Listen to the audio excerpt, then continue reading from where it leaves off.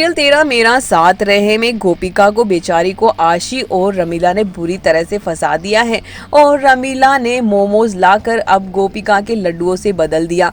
तो यहाँ पर गोपिका को बुरी तरह से फंसा दिया है आशी ने। लेकिन यहाँ पर भाई मिथिला को बेवकूफ़ बनाना इतना आसान नहीं है और वो सच्चाई जानने के लिए गोपिका से पूछती है कि क्या सच में तुमने ही मोमोज बनाए थे।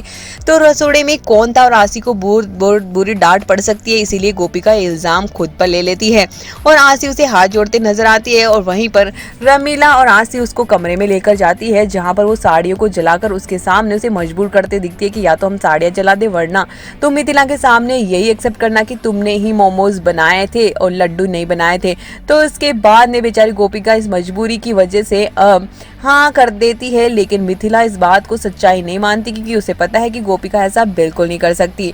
और यहाँ पर सच वो उसे गणेश जी के मंदिर में ले जाती है और कहती कि अब गणपति जी के सामने तुम बोलो कि तुम थी क्या रसोड़े में। और गोपिका यहाँ भगवान के सामने झूठ नहीं बोल पाएगी और आशी का सच सामने आ जाएगा और वो कह देगी कि मुझे नहीं पता कि माँ जी मोमोज कहाँ से आए, मैंने तो मोदक ही बनाए थे। और इसके बाद में आशी की असलियत मिथिला इस तरह से सच्चाई सामने ले आती है और पूरा भांडा आशी का फूट जाता है और रमीला का भी, कई दोनों ने ही मोमोज मंगवाए थे। और आशी इस बात को अब कैसे हैंडल करती है और वही मिथिला के सामने सच आ चुका है कि भाई गोपिका को हमेशा ही आशी बेवकूफ़ बना देती है और कुछ ना कुछ पंगे जरूर कर देती है। अब देखते हैं कि भाई अब मिथिला कैसे आशी को सबक सिखाती है कि पूजन की सामग्री में इतनी गड़बड़ी कैसे कर सकती हैं और इसकी सजा तो आशी को जरूर मिलेगी।